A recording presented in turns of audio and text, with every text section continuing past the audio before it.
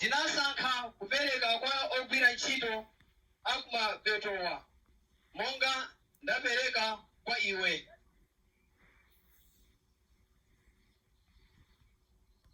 Am I not allowed to do what I choose with what belongs to me?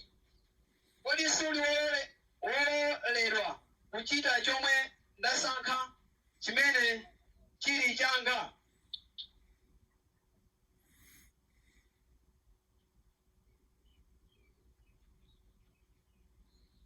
Or do you begrudge my generosity? Kapena wandipsera mtima chifukwa chakuti ndachita chabwino? So the last will be first, and the first will be last. Jesus said this in Matthew chapter 20, verses 1 to 16. Kotero osiriza azakhala oyamba, ndipo oyamba azakhala osiriza. Mawu amene akupezeka mu buku la Mateyu 20:1 kulekezera pa 16. Mateyu 20:1 kulekezera pa 16.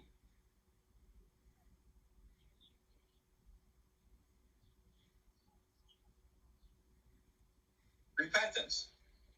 Kulapa. Jesus posed a question to the people. A man had 2 sons.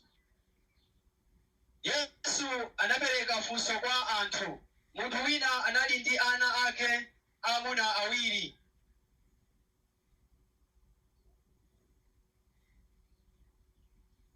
He went to the first son and said, "Son, go and work in the vineyard today." Anapita kwa oyambayo nati, mwana, pita ukagwire ntchito kumunda wa mpesa.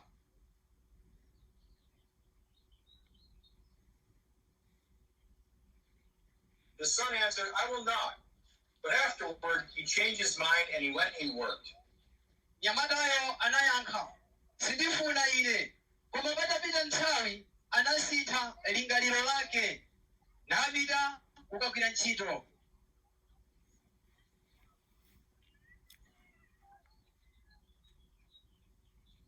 The father went to the second son and said the same. Bamboyo anapitanso kwa mwana wake wachiwiri namuwuza chimodzimodzi. The son answered, "I will go, Dad," but he did not go. Nyamata anayankha nati, tipita bambo, koma samapita. Which one did the will of the father? Ndiuti mwa awiriwa amachita chifuniro cha Atate? The crowd said, "The first one." Khamolo linati, woyambayo. Jesus said to the crowd that many of them will not get into heaven, because even though Jesus was telling them that they needed to believe in him and follow him, many were not changing their minds and doing this. Yesu ananena ndi khamolo nati, ambiri a iwo sazalowa ufumu wakumwamba chifukwa choti ngakhale Yesu malingaliro awo ndi kuyamba kuchita zinthu. Kapena kunena kuti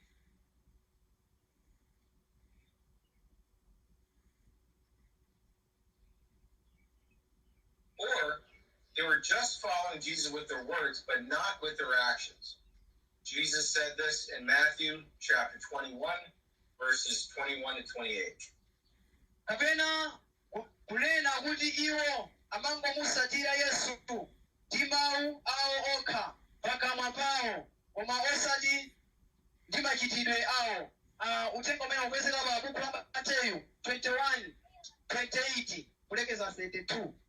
Mateyu 21:38 kulekeza 21:28 kulekeza 32. Love God and love others. Kukonda Mulungu ndi kukondanso ena. A Pharisee asked Jesus, which is the greatest commandment? Mfarisi anafunsa Yesu za lamulo loposa malamulo onse. Jesus said, "You shall love the Lord your God with all your heart, with all your soul, and with all your mind." Yesu anati,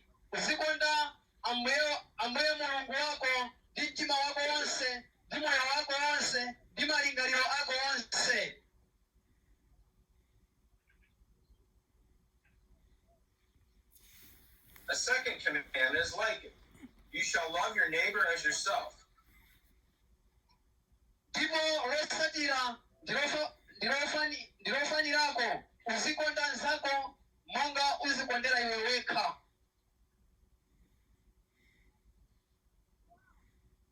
On these two commandments depend all the law and the prophets. Jesus said that in Matthew chapter 22, verse 37 to 40.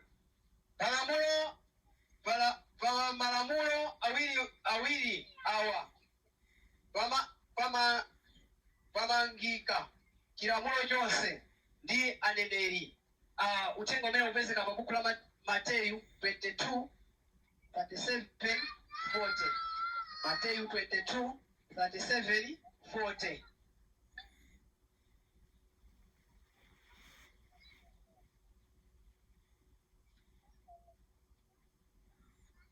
Jesus calls all those who follow him his friends, and he wants us to love each other as he loves us.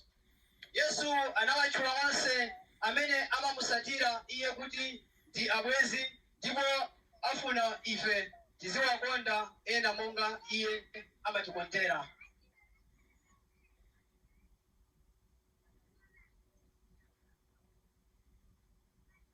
Jesus said, "This is my commandment, that you love one another as I have loved you."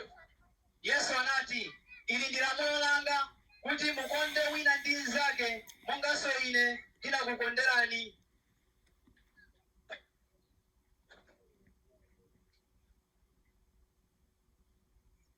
There is no greater love than this, that someone laid down his life for his friends. Palibe munthu ali nacho chikondi choposa ichi, kuti munthu wina anataya moyo wake chifukwa cha abwezi ake. You are my friends if you do what I command you to do. Ndinu abwezi anga ngati muchita zomwe ndikulamulirani I inu. call you servants, for the servant does not know what his master is doing. But I have called you friends, for all that I have heard from my Father I have made known to you. Sindikutchulaninso inu akapolo, pakuti kapolo saziwa chimene ambuye wake akuchita.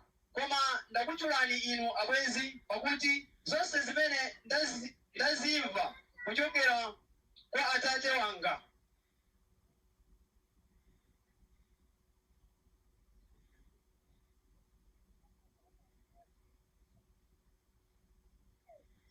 You did not choose me, but I chose you, and appointed you that you should go and bear fruit, and that your fruit should abide, so that whatever you ask the Father in my name, he may give it to you.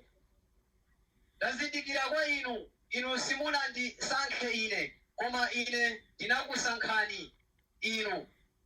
Ndikuyitanani kuti mupite ndi kubala chipatso, ndi kuti zipatso zanu zikhale zotero, kuti chilichonse chimene mukapempha Atate mu dzina langa azakupasani zinthu izi.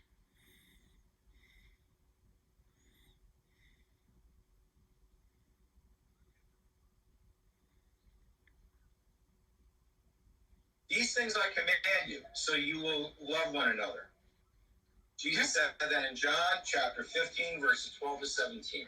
Ndikukulamulirani kuti mukondane wina ndi nzake. Mawu amene akupezeka pa buku la Yohane 15, 12, 17. 15, 12, 17.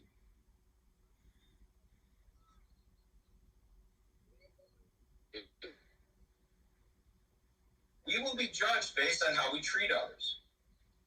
Tizaweruzidwa kutengera ndi momwe timachitira ndi ena.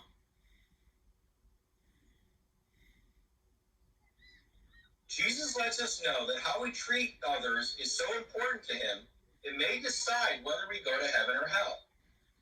Yesu anatidziwitsa kuti momwe timachitira ndi anthu ena ndizofunikira kwambiri kwa ife. Zimafotokoza kuti tikhoza kupita kumwamba kapena ku Gehena.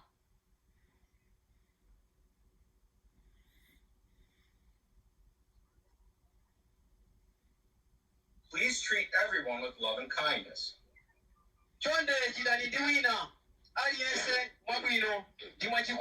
Jesus said, when the Son of Man comes in his glory, and all the angels with him, then he will sit on his glorious throne.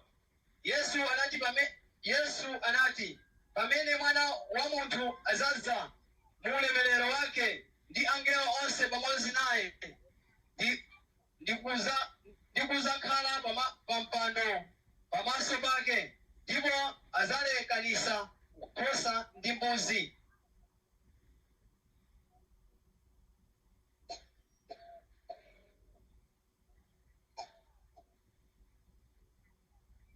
Before him will be gathered all the nations, and he will separate people from one another as the shepherd separates the sheep from the goats. Ndipo azayika nkhosa kudzanja lamanja koma mbuzi kulammanzere.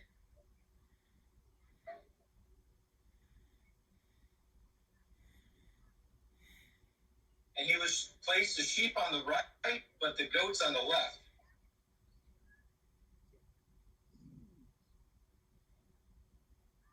Then the king will say to those on his right, come, you who are blessed by my Father, inherit the kingdom prepared for you from the foundation of the world. Kenako mfumu izanena kwa iwo akukhala kudzanja lamanja, bwerani inu amene ndi odalisidwa ndi Atate wanga, lowani mu ufumu wokonzedwa chifukwa cha inu kuyambira kumaziko a dziko lapansi.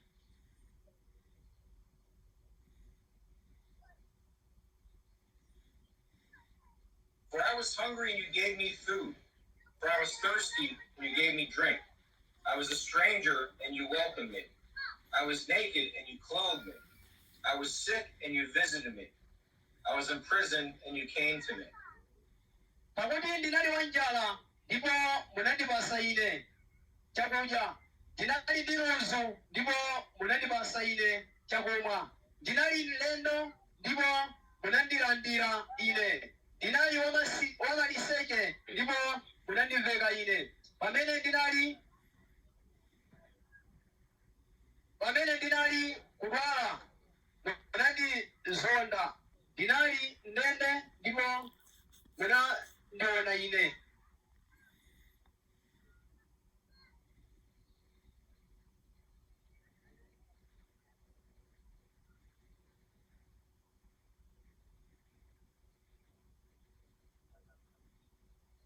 Then the righteous will answer him, saying, Lord, when did we see you hungry and feed you, or thirsty and give you drink?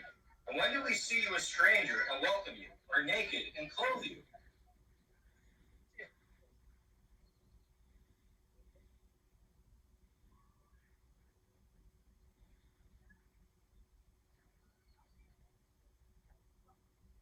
And the king will answer them, truly I say to you, as you did it to the least of my brothers, you did it to me.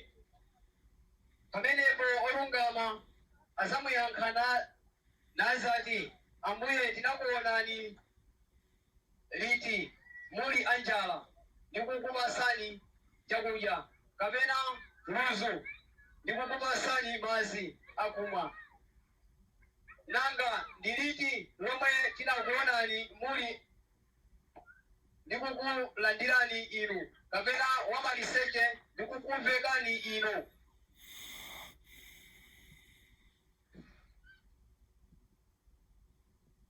Then he will say to those on his left, depart from me, you cursed, into the eternal fire prepared for the devil and his angels. Ndipo mfumu izawayankha iwo, indetu ndinena kwa inu, chifukwa chakuti munandichitira ichi mmodzi mwa abale anagawa ngakhale achichepere a iwo. For I was hungry and you gave me no food. I was thirsty and you gave me no drink. I was a stranger and you did not welcome me. Naked and you did not clothe me. Sick and in prison and you did not visit me.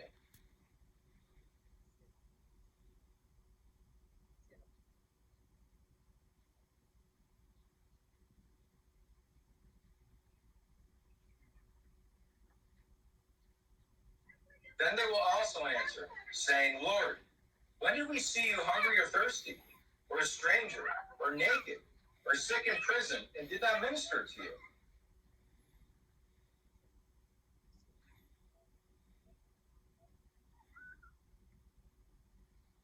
Then he will answer them, saying, Truly I say to you, as you did not do it to one of the least of these, you did not do it to me.